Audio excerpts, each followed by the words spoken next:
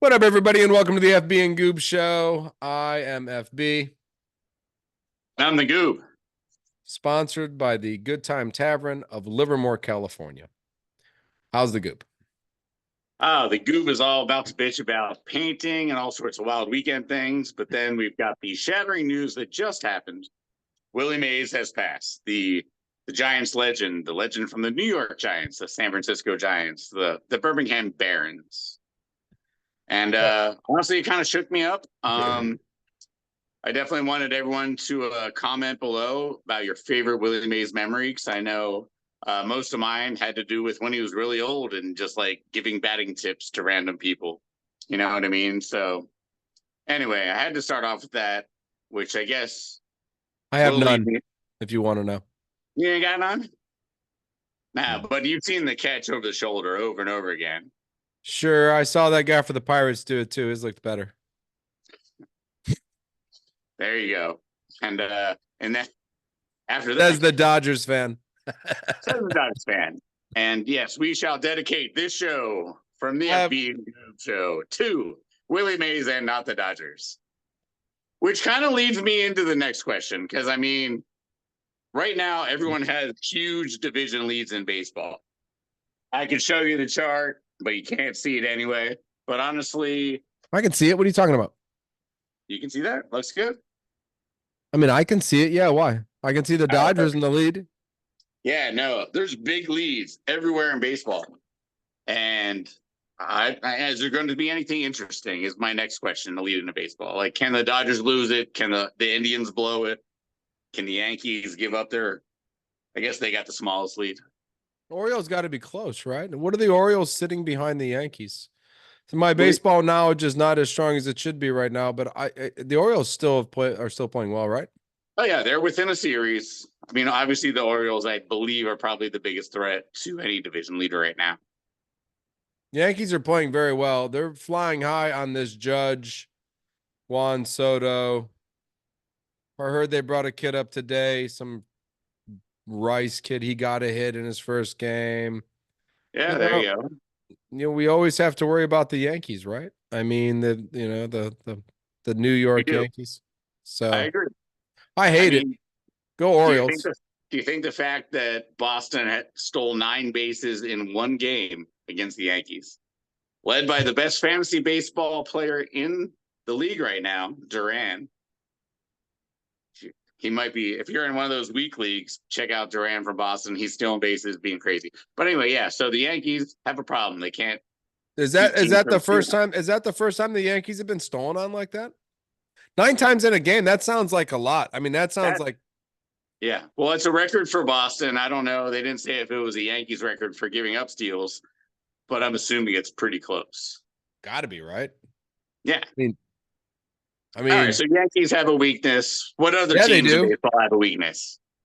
Dodgers right now. Dodgers riding on injuries right now, losing Mookie Betts, and I hate. That's right. And I'm really upset the fact that it was a pitch to the wrist. That really angers me. That is like dirty play. That's dirty play. I don't care what anybody says. Why didn't he just take his hand off the bat? Come on, Mookie. I don't know. Fastball right to the wrist is what I think it was. Could have been to the head. Yeah, it could have been. Yamamoto, he's gonna be put on the DL, I believe. I wish I could say that one of the 3 teams behind you guys could catch you. I don't think no. You got Clayton Kershaw and Bobby Miller coming back. Bueller is still there. You've got Glasnow. You still have Shohei Ohtani. James Paxton pitched great today. Sure. The pitching staff is more impressive than the batting staff now, to be honest. And that's nothing that Dodger fans don't ever say that. We'd have Kershaw, and then we'd have that's it. A couple other guys that could pitch well, but never this dominating of a pitching staff, or could be dominating of a pitching staff. Ohtani still hits some 490, 500 yards. Oh my God, that bomb yesterday was crazy. He's still got to be the NL MVP. The only problem is that Mookie Betts, in my mind, honestly and truthfully, was probably runner up to Shohei Ohtani for They were kind MVP. of neck and neck. They were kind of neck and neck. There's a couple other guys that you could put in there and say, sure. But, losing Acuna gave Mookie Betts the right to be right next to Ohtani because now Acuna is not there next to Ohtani, racing him with steals and all this other shit. So Otani's fine, Freeman, but we're kind of losing Betts hurts the Dodgers. Do I think the Padres or the Giants can catch him?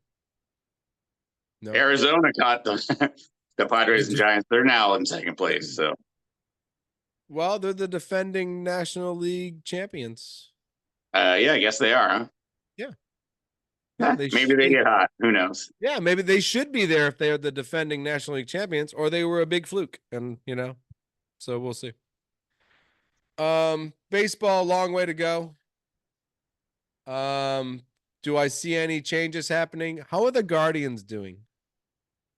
The Guardians just lost 3 straight for the first time this year, but they're still got a 6.5 game lead on Kansas City and Minnesota. Both those teams are kind of playing good. I mean, Royals are playing pretty fucking good for the Kansas City Royals.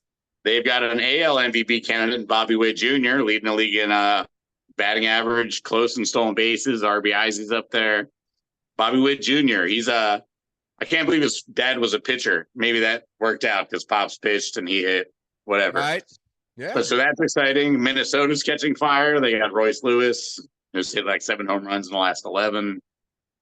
Yeah, AL Central is definitely going to come down to it, I think. I still don't trust my Guardians. Royals beat the Dodgers in a game. They beat them in 2 games or 1 game. Royals took down the Dodgers in a game. I was like, the Royals beat the Dodgers. What are you talking about? Yeah, the last game was close going for the series, but you guys shut him out. No, we should be better than the Royals. At least I believe our payroll is a little different. I believe their payroll is in the 70 millions, and I believe our payroll is in the disgusting millions. The disgusting millions. So yeah, so we should I don't know what number that is, but it's large. We should never lose against the Royals one time in my mind. That's why we should never lose to the A's once either. We shouldn't. They got $70 million with the players. We got $300 million in one. So that's we should never lose. I'm sorry. Speaking of never losing, the Celtics, man, they're never losing again. Are the Celtics never losing again? Is this the new dynasty? I mean, they have their whole team coming back next year. I cannot see them losing. Coming back. Horford, I'm coming back. Yeah. I can't see them losing to anyone in the East. Argue me. I'm going to argue you right now. If OG Anunoby comes back, Brunson continues to go on this MVP tear. If Randall accepts the fact that he's got a year left and stays, Mitchell, I'm more concerned about losing Hartenstein than I am Mitchell Robinson. I almost rather get rid of him and pick up a center in the draft, because I'm just like, Robinson's been injured a lot. I'd rather just, I don't know. I like Hartenstein. If you told me you have a choice between Hartenstein or Mitchell Robinson, I would say, Mitchell, good luck. I hope you the best. I wish you the best. I hope your mom loves you the rest of your life. But Isaiah Hartenstein is the center for the New York Knicks. He's the only guy with heart. So I think the Knicks can challenge the Celtics. I do. I believe we have a better superstar than them. And Brunson, I believe, is a better superstar than Tatum and Brown. Out of the whole East, Knicks have the best chance. I mean, yes. What if LeBron goes to the Sixers with Paul George? That's maddening. Why would he do that to me? Why would he do that to Knicks fans? Why? I'm just wondering. What are you talking about? I'm trying to get to the Eastern Conference Finals. I'm not trying to deal with LeBron James and fucking Paul George and Embiid and Maxey and that whole fucking squad of superstars. No. This isn't Space Jams. We're not building the Monstar team. I'm talking about Jalen Brunson, Hart, DiVincenzo, Isaiah Hartenstein, picking up a couple rookies with 24 and 25 in the draft, and beating the Celtics. I think we can do that next year. All right. Well, I think you'll be better. I don't think anyone in the East is beating the Celtics without drastic improvements. Well, how much did we need to improve if we lost 3 players and barely lost to the Pacers, who lost to the Celtics? we would have taken the Celtics to 7 games. I truly believe that. Even if we lost in Boston, Boston would have got pushed. The Mavericks would have won more games if they had played the Knicks, because the Knicks would have taken them to 7 games. I'm just saying. I mean, that's fair. And then, yeah, I don't want to look to the West too far. We wouldn't have played Porzingis either. No, I'm mad. I don't want to talk about it anymore. All right, no more basketball. No more basketball. You know what? You know what championship matters right now? Because basketball sucked. Basketball is boring. That was boring. So boring. The Mavericks did not perform. We didn't even talk about it. No. Celtics were the best team all year, and they got to play the worst team in the West that could have showed up. If it was the Joker, we'd still be fucking watching the goddamn championships, because he would have taken them to 7. OKC would have been lovely. Dude, OKC would have been sick. The Timberwolves, even with fucking Towns, and just, I mean, all right. Did you see that game today in the NHL? I did. How many cool things do you want to talk about? Oh my God. I like to tell ESPN right now, live on TV, you're fucking wrong. Sorry for swearing. You're wrong. The Kachuk play was not 4. Connor's play was sick. Top 10? Top 10. Connor's play was sick. We're not taking away, going through the whole team. But Kachuk is right. Is 1A, is 1B. All right. So describe to the audience what exactly happened. It was a 1-goal game. Florida needed a goal. They had pulled their goalie. Pulled the goalie. And failed. Puck's on its way. Hit the goalpost. Oh shit. Save 1. Goalpost. Back up we go. Panthers. Chip. Pass. Lost it. Shit, it's going. And out of nowhere, Jesus Christ, Superman, he just flies, stick in hand, hits the ground, parallel, puts the stick flat on the ice. And I tell you right now, there's no way in hell that's not going in. He was so far behind it. Even when the stick was going at it, you're like, dude, you're just not going to make it. Holy shit, bro. That was the greatest hockey save I've seen this year. That's the greatest hockey save in history. I've never seen. I thought, nope, not going to get it. And when he saved it, it was destined to tie the game after that for like 1.5 seconds. And then that guy, Connor McDavid, got that Connor puck. McDavid figured out, hey, my puck. Shoot. Easiest goal he's had all year. Right. The goalie was wearing regular pads. He looked like a regular hockey player. He wasn't as big as the goal. In fact, there was space everywhere. It was like everywhere. Up there. That's fine. Right. So now Florida has to travel again. Back 9 trillion miles back to Alberta. Back to the most exciting hockey town in hockey right now. Because let me tell you what, if you went to Florida today and you walked around and talked to all those people in Florida and said, what do you think about the Panthers? They'd be like, Carolina Panthers? You know what I mean? There would be questions. There would be a lot of people going, okay? Which Panthers? Should I look out? Yeah, right. Is there a Panther behind me? You know what I mean? Or old people going, in 1872, the Panthers led the league in steals. I mean, like, what the fuck are you talking about, old man? The Florida Panthers, the hockey team. But when you get to Edmonton, they're like, hey, you heard about the Edmonton Oilers? Uh-huh. Got a chance to tie this series tonight. Right. People's grandmas in comas will tell you about the Edmonton Oilers right now. Fingers are twitching. Grandma, Edmonton won the game. We're bringing it back. Oh, she's twitching. She's coming out of the coma. So we got a chance for an actual series here. Everything's going to go back. Game 7, I think. On fire. I think we'll go Game 7. I think the Oilers will be exhausted, and they'll just get beat up in Florida in Game 7. And that's not the very good possibility. Florida, that's not the probably Panther the better fan team today, of me. but star power, baby. It's not the Panther fan of me talking like this. I believe it's just the fact that you've won 3 in a row. You're totally exhausted. That home game was so energetic. You were losing your fucking mind because you were at home tying the series, and then you got to Florida for Game 7, and you were like, what? You got to do it again. What do you mean we got to do it again? And now we're in their home, and they're the energetic ones. Right.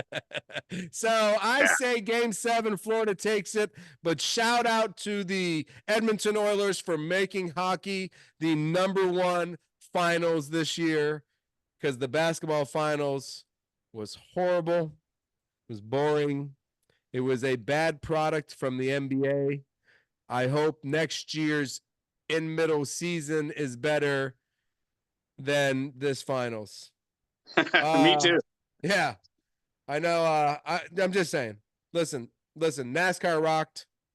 The inaugural Chicago 350, which when I say first time ever being there, I'm saying anybody can win this race. Anybody can win this race with great pit stops, taking chances. I when Cendric won that race 3 weeks ago, he took chances. He had great pit stops. At a new race, you can do that. Nobody knows what's going on. Mr. Busher, he was right there. My guy fucked up again. He didn't fuck up. Somebody slammed into him, put him in and knocked him to like 18th, 19th. So he was in Was it one of your third. buddies? Tyler Reddick's buddies now slamming into walls. I don't like that. No. There was a lot. It was just an oddity. It was just like, there was a couple people in second and third and first that, just took chances on pits, had no wins, had an opportunity to win a race at a racetrack that nobody's ever raced on its first time ever in prime time, the Chicago 350. You know what I mean? So it was like, man, anybody. I was hoping we would have had a first time winner. We didn't. Right. Wasn't Busher. Thank God we didn't get one. Yeah, you are. Thank God. I think that guy that took chances, he got pretty close, and there was a couple people that took chances. Reddick went back to like 18th, 19th, ended up in the top 10. It's not about me, though. You need a win. Mr. Busher needs a win. I do. We're getting close. It looks like I'm developing a lot of like evil enemies, though. You know what I mean? Because like, how many times am I going to drive well and then have people like you smash into me for no reason, and then I finish 20th and don't get a win? And yeah, you keep getting knocked out by some of the richer owner, cocky asshole teams. You know what I mean? Like, oh, what happened to you? Carl Lawson wrecked you. Oh, that's Rick Hendrick's team. Well, no, we can do about that. That's a shame. What happened to you, Tyler Reddick? Oh, that's Michael Jordan's team. Yeah, we just glad Mike's part of the league now. You know what I'm saying? Just keeping it going. That's fine. I'll develop some rivalries. You will. You are this year. You are developing rivalries this year. Mr. Busher is developing rivalries this year. He is he did punch a man in the face. He is, right. I mean, it's on now. You know what I mean? It's like serious now. You know what I mean? So for him, he's starting to become somebody who knows he has to fight for every lap he does. You keep that sign down, you son of a bitch. Because I'm not ready to talk. Yeah, that's fine. Let's move on. Hey. Speaking of rivals. Yeah. Speaking of rivals. Put the sign the right way up. You had it upside down. Next topic. Speaking of rivals, might be the greatest rivalry of all time. We talking the Ghetto Queen versus the Princess? Yeah. The Ghetto Queen versus the Princess. This might be the greatest rivalry. Now let's think about this for 1 second. Let's go back. I'm finally getting excited about this. We got Johnson Bird. We got great rivalries. I mean, just like, just Jordan players. Versus the Pistons. Jordan versus the Pistons. That's pretty brutal. Lambeer hated him. They really did it. I think Bird versus a lot of different people. I think Bird was a very Bill Lambeer versus Bill Walton. Was that pretty nasty? That's probably pretty nasty, right? I don't think Bill Walton was quite as nasty as Lambeer. Qualified. Too nice, right? So this might be actually the greatest rivalry in professional sports. Unveil it. Yeah. Well, I mean, Angel Reese versus Caitlin Clark. Right? This might be it. The WNBA might have a gold mine sitting right in front of them. I mean, with all the people that argue on social platforms and this and that and white and black and ghetto and princess and gets calls and gay and straight and I bet you Angel Reese is probably straight. Who knows? Who knows? I'm gonna We can guess probably straight Google it, though. but should I I'm gonna Google guess it? straight. Just Anyway, guessing. I don't guess these days, but that rivalry, Shouldn't. I mean, we could talk just normal, like, hey, who's the lead for rookie of the year? Well, America would say Caitlin Clark, but numbers will tell you Angel Reese. Right? I agree. No, Angel Reese is battling. She'll throw those bows, as Caitlin Clark found out, as Angel Reese already flagrant fouled her. No, It's it's just a starting out basketball beautifully. play. That was just It's a starting out basketball beautifully. play. That's fair. It's fair. It's fair. No, I don't care if it was or wasn't. I don't know. Still haven't watched the game, but I definitely read the reviews about how 23 million people actually watch the game. I'm going to be And honest with you. I was actually disappointed like 4 days ago. There was a triple header of WNBA. I said, okay, cool. Where are we at here? I want to see what's going on here. First game was not Caitlin Clark. Second game was Caitlin Clark. I made sure I got home by 7. And I went to the channel, and they had changed it to boxing or some shit. And I thought we had a triple header. And I thought I was going to get to watch some Caitlin Clark right there in the middle. Strange. I got screwed there. I was a little disappointed. So FB was set his clock and his time to come back and watch Caitlin Clark play basketball. That's crazy, right? that is crazy. That is crazy, right? Like I was like, what time? The first game's at 4, second game's at 7. I'm gonna work out. I'll make dinner. I'll be perfect. Turn on the game. No game. Something else. I went. Yeah, that's fine. I do that with soccer too. It's cool. Yeah, I was bummed out. So rookie of the year, Angel Reese. I just want to see him keep battling. I do. Yeah. I do want to see them keep battling. I think they will. Speaking of battling, Speaking of battling, fucking Rory, baby, Rory's battling his own brain apparently. Golf. Well, then there you go. Then who did Rory lose it, or did Bryson DeChambeau win it? Well, I think it's pretty obvious that Rory Rory lost it. What did he do? He missed a couple putts that he hadn't missed in about 200 attempts. Well, he was 8 under at 14, and he was 5 under at 18. That's 3 bogeys.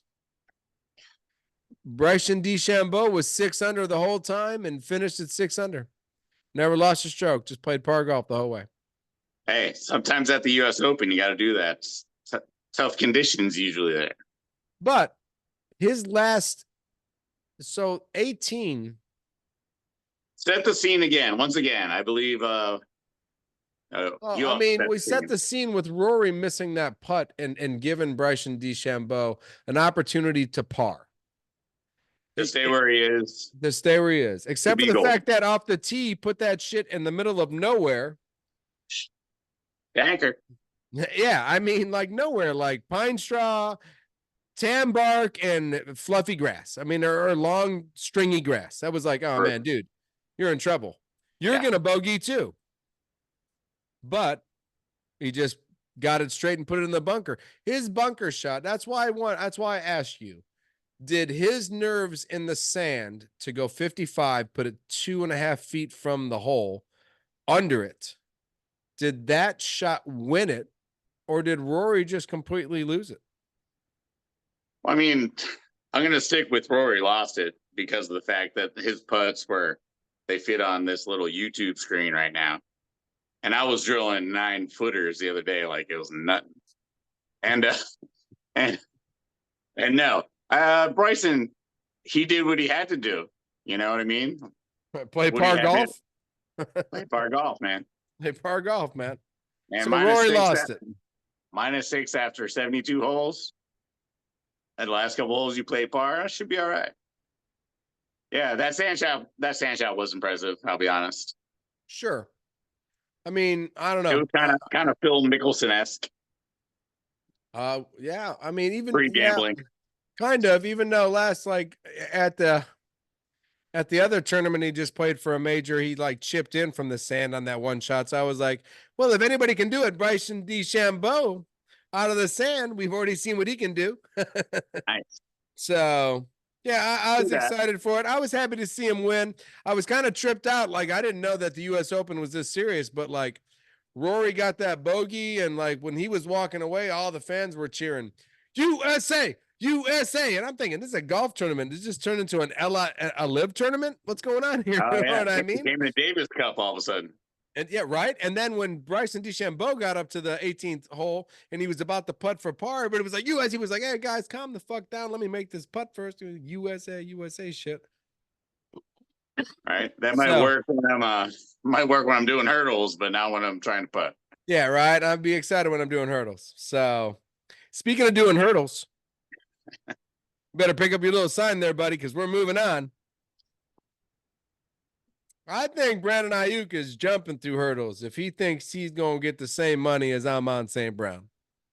No way. He has a huge decision to make. In my opinion, does he want to be part of a championship team, or does he want to sit out and then make his money next year? Why are the Packers asking the trade for Ayuk? No, apparently maybe we might get McLaurin for him from the Redskins. That's the latest trade rumor. I don't like it. The question is, you can't afford Ayuk. How the fuck can you afford McLaurin? Because he's already signed, and like the signing bonus is already paid for, and it works out better. Why would they trade for Brandon Ayuk? He's not as good as McLaurin. No, he's better than McLaurin. No, he's on the Niners offense. Everybody's open. And this last year was the first time we ever threw for 3,000 yards in like a long time. Like, it's Purdy, it's the receivers, it's not a system. Our system's a running system. We get people like Elijah Mitchell 2,000 yards. We get running backs free 6 yards per carry. It's not a passing system. We got talent at receiver right now. And if he wants to leave for Jefferson money, so why don't you guys win Super Bowls? We got a problem with Super Bowls right now, and I can't tell you why. Fourth quarter hijinks. Our punt returner has been mostly to blame. So if you could figure out our punt returner thing, maybe Pearsall could do that. I don't know. That's not the question. Will we pay what Ayuk? No. I don't think we'll do it. It'll put us in a weird place. Like if we were Jacksonville paying someone $200 million guaranteed. That's dumbs. I can't believe they did that. Jacksonville actually paid Trevor Lawrence $200 million guaranteed? Question mark. I mean, I understand if you took away the Urban Meyer year because it shouldn't have counted, and the Doug Peterson 2 years has been much better. But for him to set the market at quarterback with really proving nothing really makes it hard on Packer fans to get a contract for Jordan Love where it's not giving him $300 million now, because he actually has a playoff win and was winning against the Niners, and there's a lot of hope and possibility, and Trevor Lawrence had nothing, and now we're like, well, we were trying to just give him Jared Goff money, but now since you ridiculous idiots set this market for young quarterbacks, we now have to pay Jordan Love $300 million with $280 million of it guaranteed. And that's the only way Jordan is going to be happy. And then Dak Prescott is going to lose his fucking mind because Dak Prescott now realizes he's worth $350 million with $350 million guaranteed. Yeah, you put Dak Prescott's numbers up against Patrick Mahomes, they are the exact same. Yeah, but he's terrible. He sucks. Yeah, I don't know how that works. When it matters, he sucks. When it matters, he sucks. Right. And when Patrick Mahomes matters, he does not suck. All right, so I'm thinking you're kind of fucked, but I mean, in a year, we got the whole Brock Purdy thing, so now the Niners are going to have to pay him, like, what? If he wins the Super Bowl? $450 million. When he wins the Super Bowl next year, we got to pay him $400 million? Yeah. It's going to be him. It's going to be You're going to have to beat the Jordan Love contract. Why don't you just wait 3 weeks before the Jordan Love contract comes out? Then you'll know how much you're going to have to pay Brock Purdy. Yeah, we'll probably cut him and draft another quarterback 6th round next year. That's what you should do. That's what you should do. You know what? Just be like, sometimes too much is too much. Too much is too much. $400 million is too much, Brock. How many farms do you want to buy in Iowa? Ready? I mean, how many farms do your parents actually need? All right, buy one nice farm, move the fuck on. So yeah, you're in trouble because we're gonna have to pay Jordan Love so much money now. Yeah. Dak Prescott is gonna make so much money. Even if the Ooh, Cowboys don't want to pay him, there's 5 teams out there that are willing to give him $350 million. which is crazy. Stupid. Football is on its way, 80 more days away before the Packers play their first game. And the main question is where is Aaron Rodgers? Ah, I'm going to say trying to make a volcano his friend. And I want to say that volcano is in the Philippines. What do you think? So he's around a volcano. His hands are out basically. Hello. Well, I think he's probably hugging it, maybe. Playing a ukulele. Telling him that he's the number one and the volcano's number 2. So volcano has to listen to him. I'm gonna say, and this is just a guess to me, I'm gonna say I don't know the location. I'm gonna say he walked a trail. It was through a mountain. There were drugs involved, but not drugs the NFL tests against. No fucking limes. No. And So is this like I Lord of the believe Rings? once again, Stoner version of Lord of the Rings is what I'm picturing.